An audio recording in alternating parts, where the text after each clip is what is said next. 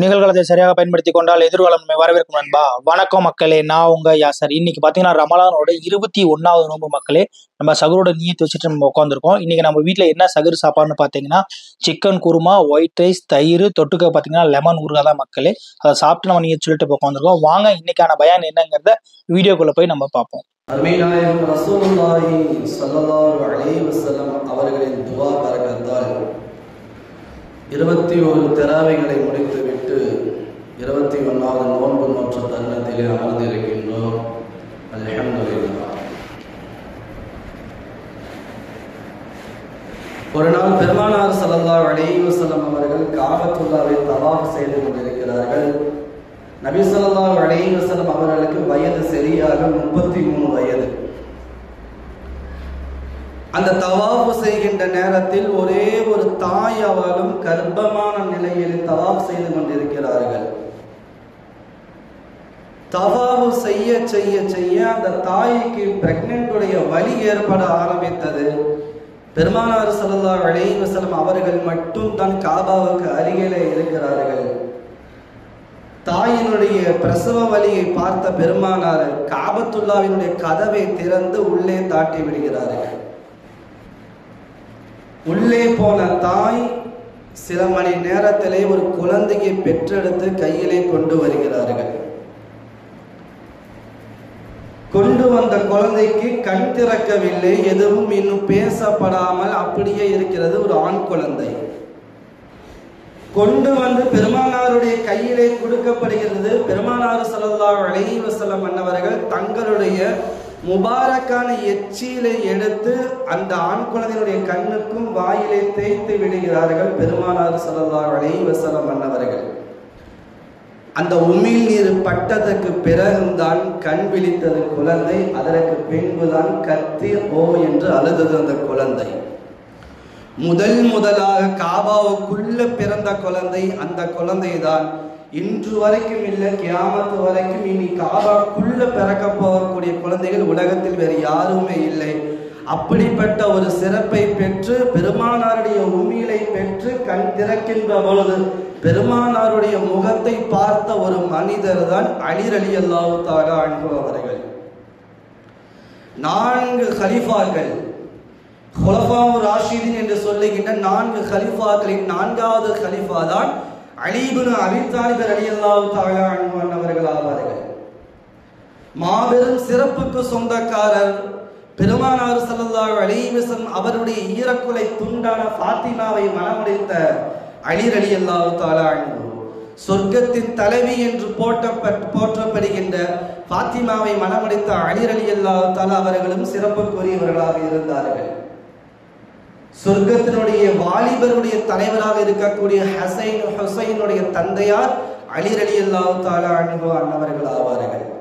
அப்படிப்பட்ட ஒரு மாபெரும் ஒரு அலி ரலியல்லாஹு தஆலா அன்ஹு கலீஃபாவுடைய நினைவு நாள் தான் பிற 21 ரமலான் மாதம். இந்த ரமலானுடைய மாதத்திலே பிற 21 அன்று தான் அவர்களை குத்தி கொலை செய்யப்பட்டு ஷஹீதானார்கள் என்று வரலாற்றிலே பார்க்க முடிகிறது. அலி என்று சொன்னால் அடுத்ததாக சொல்லுவார்கள் அறிவு என்று சொல்லுவார்கள். அவர்களை மிஞ்சிய உலகத்தில் யாருமே அறிவாளியாக இருக்க முடியாது. அந்த காலத்திலே 100 கேள்விகளோடு 100 மனிதரை வந்து அலியிடத்தில் கேட்டாலும் எல்லா கேள்விகளுக்கும் சரியாக பதில் சொல்வார்கள் அலி ரலியல்லாஹு தஆலா அன்ஹு. இதை பார்த்த பெருமானார் சொல்வார்கள், அன மதீனத்துல் இல்மி வ அலீமு பாபுஹா, நான் மதீனாவுடைய கல்வியாக இருந்தால் அந்த கல்விக்கு தலைவாசலாக அலி ரலியல்லாஹு தஆலா அன்ஹு அவர்கள் இருப்பார்கள் என்று சொல்வார்கள். 100 கேள்விகள் கேட்கப்பட்ட நேரத்தில் ஒரு கேள்வி இப்படி கேட்டார்கள் அலியிடத்திலே யூதர்கள், உலகத்திலே முட்டைகள் போட்டு குஞ்சு விரிக்கக்கூடிய விலங்குகள் படைப்புகள் எது? டைரக்டாவே குட்டிகள் போடக்கூடிய படைப்புகள் எது என்று கேள்விகள் கேட்கப்பட்டது. இலகுவாக சொன்னார்கள், ஒட்டுமொத்த சமூகம் புரிந்து கொள்வதற்காக சொன்னார்கள், எந்தெந்த உயிரினங்களுக்கெல்லாம் காது உள்புறமாக இருக்கிறதோ, வெளியே தெரியாமல் காது உள்ளே இருக்குமோ, அத்தனை படைப்புகளும் அது முட்டை போட்டுதான் குஞ்சு விரிக்கும், குட்டிகள் இடும். எதுவெல்லாம் காது வெளியே தெரியுமோ அத்தனையுமே டைரக்டாவே குட்டிகள் இடும் என்று அவர்கள் சொன்னார்கள். பாம்புக்கு காது வெளியே இல்லை, உள்புறமாக இருக்கிறது. அது முட்டை போட்டுத்தான் குட்டிகளை இடும். கோழிக்கு காதுகள் வெளியே இல்லை, அது உள்புறமாக இருக்கிறது. அது கோழிகள் முட்டை போட்டுத்தான் குஞ்சுகள் பிரிக்கும். மனிதர்களுக்கு பெண்களுக்கு காது வெளியே இருக்குது, டைரக்டாகவே அவர்கள் குட்டிகளை பெற்றெடுப்பார்கள். ஏனைக்கு காது வெளியே இருக்குது, டைரக்டாகவே குட்டிகள் பெற்றெடுக்கிறது. இப்படிப்பட்ட அறிவு சார்ந்த சம்பந்தமான யூதர்கள் கேட்ட 100 கொஸ்டின்களுக்கும் கொஞ்சம் கூட சளைக்காமல் டக் டக் என்று உடனுக்குடனாகவே கேள்விக்கு பதில்களை சொன்ன அறிவின் சிகரமாக இருந்தவர்கள் தான் அலி ரலியல்லாஹு தஆலா அன்ஹு. உஸ்மானுக்கு பின்பு ஆட்சியிலே இடம் பிடித்தவர்கள் அலி ரலியல்லாஹு தஆலா அன்ஹு. ஈராக் என்கின்ற தேசத்திலே கூஃபா என்கின்ற தலைநகரத்திலே ஆட்சி செய்து கொண்டிருக்கின்ற நேரத்திலே கூஃபாவினுடைய அதிகாலை நேரம் பள்ளியிலே தொழுவதற்காக வேண்டி ஃபஜ்ருடைய நேரத்திலே வீட்டிலிருந்து புறப்பட்டு வந்த அலி ரலியல்லாஹ் பள்ளிவாசலுக்குள்ளே வருகின்ற பொழுது உள்ளே பல வாலிபர்கள் என்ன செய்தார்கள்? குப்புறப்படுத்திருந்தார்கள். அதில் ஒரு வாலிபர் என்ன செய்தார்கள்? கொஞ்சம் பள்ளிவாசல் நடு மையத்திலே குப்புறப்படுத்திருந்தார்கள். அலி ரலியல்லாஹு ஹும் ஷபாப், வாலிபர்களை எந்திரிங்க, குப்புறப்படுக்க கூடாது. இஸ்லாமிய மார்க்கத்திலே பெருமானார் அவர்கள் வாலிபர்கள் ஆண்கள் யாரும் என்ன செய்யக்கூடாது? குப்புற படுக்க கூடாது. இது ஷைத்தானுடைய நிலைப்பாடு என்று பெருமானார் சொன்னார்கள். நீங்கள் குப்புற படுக்காதீர்கள், எந்திரிங்க என்று சொன்னார்கள் அலி ரலியல்லாஹு தஆலா அன்ஹு. அந்த வாலிபன் இடுப்பிலே 100 மனிதர்களை கொலை செய்கின்ற அளவுக்கு விஷம் தடவப்பட்ட ஒரு கத்தியை குருவாலை இடுப்பிலே வைத்திருந்தார். எழுப்பிய உடனே அவர் திரும்பியவுடன் வாளை எடுத்து அலியுடைய வயிற்றிலே குத்தி விடுகிறான்.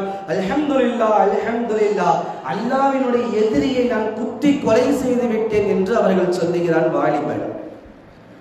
அந்த வாலிபன் வேறு யாரும் இல்லை, ஹவாரிஜியாக்கள் என்று சொல்லுகின்ற கூட்டத்தை சார்ந்தவன் தான். இன்றைக்கும் இஸ்லாமிய சமூகத்திலே இஸ்லாம் என்கின்ற போர்வையிலே வாழக்கூடியவர்கள் ஹவாரிஜியாக்கள் என்று சொல்லுகின்ற ஒரு கூட்டம் இன்றைக்கும் இருக்கிறது. அந்த வாலிபன் கத்தி எடுத்து அலியுடைய வயிற்றிலே குத்தி விடுகிறான். கொலை செய்வதற்காக வேண்டி ஆழமாக கத்தியை உள்ளே இறக்கி வைத்தான். அல்ஹம்துலில்லாஹ் அல்ஹம்துலில்லாஹ் என்று சொல்லுகிறான். நான் அல்லாஹ்வினுடைய விரோதியை நான் கொலை செய்து விட்டேன், அல்லாஹ்வினுடைய விரோதிகளை நான் கொலை செய்து விட்டேன். அலி ரலியல்லாஹு தஆலா அவர்கள் வலியிலே ஆ என்று கத்துகிறார்கள். இருக்கக்கூடிய சில தோழர்கள் எல்லாம் அங்கே வந்து விட்டார்கள். எப்பேற்பட்ட ஆட்சியினுடைய சிம்மாசனத்தில் அமர்ந்த அலி, ரசூலுல்லாஹ்வுடைய மிகப்பெரிய நெருக்கத்துக்கு சொந்தமான பெருமானுடைய பார்வையிலே வளர்ந்த அலி, ஃபாத்திமாவை மணமுடித்த அலி, சொர்க்கத்தினுடைய வாலிபருடைய தலைவருக்கு தந்தையாக இருக்கக்கூடிய அலி அவர்கள் சொன்ன வார்த்தையை கொஞ்சம் யோசிக்க வேண்டும் சமூகம். அவர்கள் சொன்ன வார்த்தை, இஸ்லாமிய மார்க்கத்தில் கொலைக்கு கொலைக்கு பதில் வாங்கிக் கொள்ளலாம். அந்த அடிப்படையிலே நான் இறந்து விட்டால் இஸ்லாமிய மார்க்கத்தில் என்ன தண்டனையோ அந்த தண்டனையை அப்படியே கொடுத்து விடுங்க. ஒருவேளை நான் பொழைச்சிட்டேன், நான் ஹயாத் ஆயிட்டேன் அப்படின்னா அவன் விஷயத்தை எங்கிட்ட ஒப்படைச்சிருங்க, நான் பார்த்துக்கிறேன். ஒரு ஆட்சியில் இருக்கக்கூடிய அரசராக இருக்கக்கூடிய அலி ரலியல்லாஹு தஆலா அவர்கள் சொன்னார்கள், எந்த உஸ்மானை குத்தி பதம் பார்த்ததோ அதே கத்தி இடுப்புல குத்தப்பட்ட நிலையிலே படுத்த நிலையிலே அலி ரலியல்லாஹு தஆலா அவர்கள் இருக்கிறார்கள்.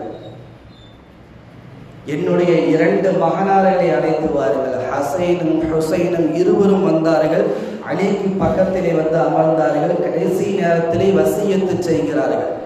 இது போன்ற ஒரு தலைவர்களை உலகத்தில் பார்க்க முடியாது. அவர்கள் சொன்ன வார்த்தை, மகனே, இன்னும் சில நேரத்தில் நான் இறந்து விடுவேன், இன்னும் சில மணி நேரத்தில் நான் இறந்து விடுவேன். நான் இறந்து விட்டால் என்னை நீங்கள் நீண்ட நேரமாக ஜனாசாவாக நீங்கள் வைக்க வேண்டாம், என்னை சீக்கிரமாக நீங்கள் விரைவுபடுத்துங்கள். நான் நல்லவனாக இருந்தால் அல்லாஹ்விடத்தில் போய் சேருவதற்கு நான் மகிழ்ச்சி அடைகிறேன், நான் கெட்டவனாக இருந்தால் அல்லாஹ் எதை கொடுத்தாலும் நான் ஏற்றுக்கொள்கிறேன் என்று அலி அவர்கள் சொல்லுகிறார்கள். கட்டப்படுகின்ற கஃன் துணிகள் விரைவாகவே கழட்டப்படும் என்று பெருமானார் சொன்னார்கள். எனக்காக வேண்டி நீங்கள் கட்டப்படுகின்ற கஃன் துணி அதிகமான விலைகளோ பிரம்மாண்டமான உயர்வான தரத்தில் உள்ள துணிகளோ எனக்கு நீங்கள் எல்லாம் போட வேண்டாம். நான் ஒரு ஆட்சியாளனாக இருந்தேன், ஒரு அரசராக இருந்தேன், மக்களை வழிநடத்தினேன் என்பதற்காக வேண்டி பெரும் பெரும் ஆடைகள், உயர்வான ஆடைகள் எல்லாம் எனக்கு நீங்கள் போர்த்த வேண்டாம். ரொம்ப கம்மியான ரேட்டுக்கு இருக்கக்கூடிய, ரொம்ப பலகீனமாக இருக்கக்கூடிய ஆடையே நீங்கள் எனக்கு போற்றுங்கள். ஏன் தெரியுமா? கபருக்குள்ளே வைத்தவுடனே அது சீக்கிரமாக கலட்டப்படும். மக்கி போகக்கூடிய துணிக்கு அதிகமான விலை கொடுத்து காசுகளை வீண்வரையமாக்காதீர்கள் என்று மகனிடத்திலே வசியத்து செய்கிறார்கள். என்னை தூக்கி செல்லுகின்ற பொழுது எந்த விதமான ஆடம்பரங்களும் தேவையில்லை. என்னை விரைவாகவே கபருக்கு நீங்கள் அழைத்துச் செல்லுங்கள்.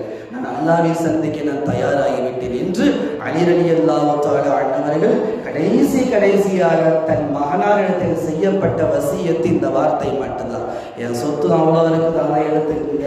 என் இது இவ்வளோ இருக்குது, இந்த தோப்பு இருக்குது, அந்த பேரிச்ச காடு இருக்குது, இதை எடுத்துக்கள் எல்லாம் என்று சொல்லாத பிற அலி ரலியல்லாஹு தஆலா அன்ஹு என்னை இப்படித்தான் முறைப்படி கொண்டு போய் விரைவாக கபரிலே அடக்கம் செய்யுங்கள் என்று அலி ரலியல்லாஹு தஆலா அன்ஹு இறுதியாக பேசப்பட்ட வார்த்தை அதுதான். அதோடு அவர்களுடைய வாழ்க்கை நிறைவு பெற்ற நாளுதான் ரமலானுடைய பிறை 21. இந்த துனியாவை விட்டு மறுமை நோக்கி பயணம் செய்தார்கள் அலி. இன்னா லில்லாஹி வ இன்னா இலைஹி ராஜிஊன். வாஹிரு தஅவானா அல்ஹம்துலில்லாஹி ரப்பில் ஆலமீன்.